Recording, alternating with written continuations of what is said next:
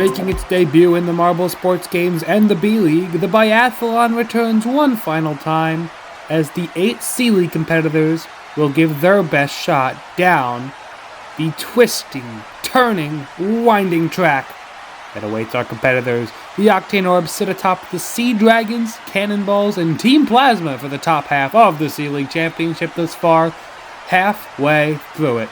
I'm the Emperor. Here's the run order for our 8 teams in the C-League, starting off with the Caramel Crusaders, who will take on the Biathlon course.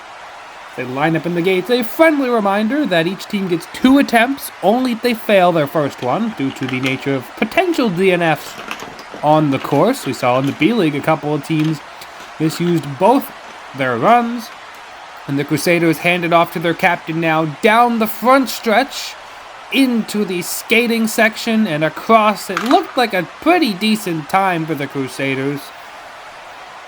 And as we saw in bowling, we'll have to see if the C-League teams can keep lockstep with the A-League or not so much. So we have to wonder if the benchmark times really do reflect what we will be seeing throughout this event, with a 16:57 out of the gate from the Caramel Crusaders. A not too shabby showing. Run number 2 now, belonging to our championship leaders, the Octane Orbs, who have done a phenomenal job out of the gate thus far in the C-League.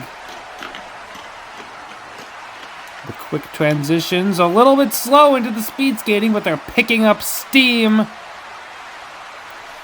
God, and they kicked it into high gear there. May have burnt a little bit of diesel down the front stretch. But the Octane Orbs, from the eye test, that appeared to be just a tad faster than the Crusaders. But, as we've learned, we have to wait for it to be officially displayed.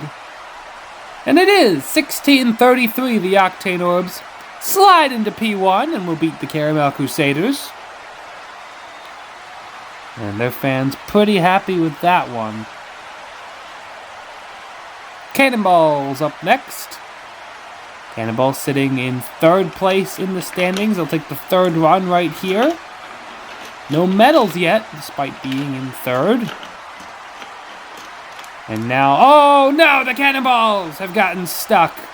The transition to their captain was met with a little bit of a rollback. And a misfire here, look at this. Rolls back to meet them. That's not the way they want to go. So they will get a false start. They'll get another opportunity, line them back up in the gates, and they cannot fail on this one. Saw it happen a couple times in the B-League. The Cannonballs know what they have to do. No rollback here. They'll get it. It's a pretty clean transition. The camera zooms in wide on the focus to the Cannonballs across the line. And they'll jitter a little bit out to the left. No penalty for taking the 2nd run. Again, it should not punish teams for perhaps being a little daring on the 1st one, but it does potentially limit strategy for that one, having to be a bit more conservative down the front stretch. And the Cannonballs with a 16:88 will come in 3rd. About a half-second adrift of the Octane Orbs. Not a bad showing by any stretch of the imagination, but it's not top class either. In fact, it's currently in dead last, so the Celestic Scions see what's been laid out ahead of them, and will try and better it.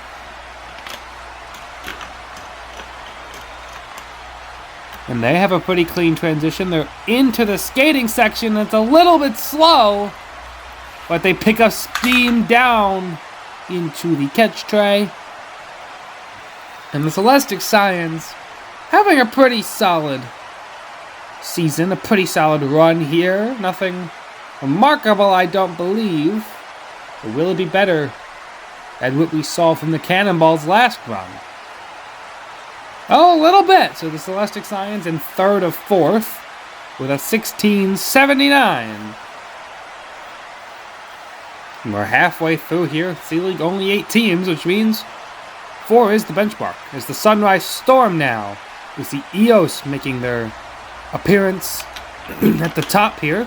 after Hydra left the team to go and join the Sea Dragons.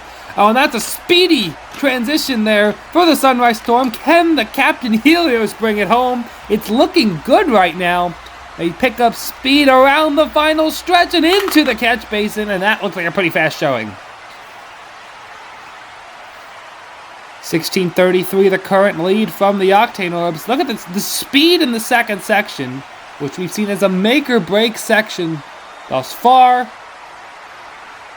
allows them to have a quicker transition to the third marble. 15:32 go the Sunrise Storm. I believe that actually might be a typo. It should be 16:32. But regardless, an impressive result from the Sunrise Storm.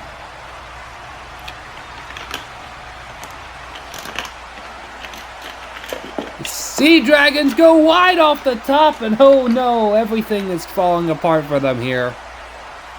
And we're going to just take a side cam view. The rest of their competitors just jumped the gun, but after, look at this, the second marble just veers wide to the left, but that hit into the connector piece kind of just allowed them to continue the run, but that's illegal, obviously.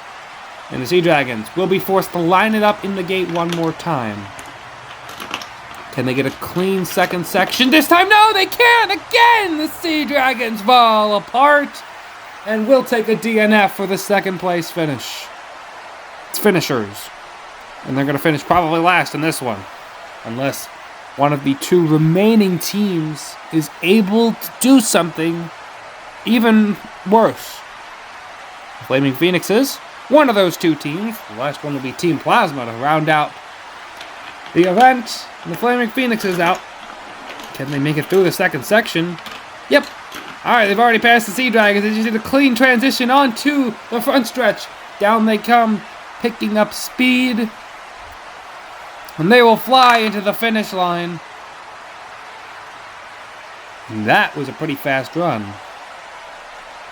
Flaming Phoenixes, 16:32 the time to beat from the Sunrise Storm.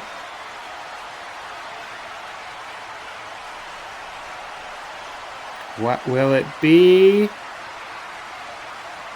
15:90. That looks right. The Flaming Phoenixes have vaulted into the lead and secured no less than a silver medal here in the biathlon. Team Plasma, our final runner, with Volt leading it off. The transition to Watt, then Arc, and then Plasma. Oh no, never mind. Arc jumped the gun. And Team Plasma, we got a replay on this. As Watt is continuing the second section, Arc is like, yeah, who's gonna notice if I leave early? I'll tell you who, the referees and pretty much everybody. An absolutely incredible start where they just left early. Full start. You get one more try now. Can Arc stay put? They can. They do get a fast transition, too. That could be huge. And now the transition to Plasma onto the Skyrail. It's not the fastest Skyrail run we've ever seen, but it's going to get the job done. 15:90 is the time to beat from the Flaming Phoenixes. Not the Frozen Felines. They are in the A-League, and, well, fire melts ice.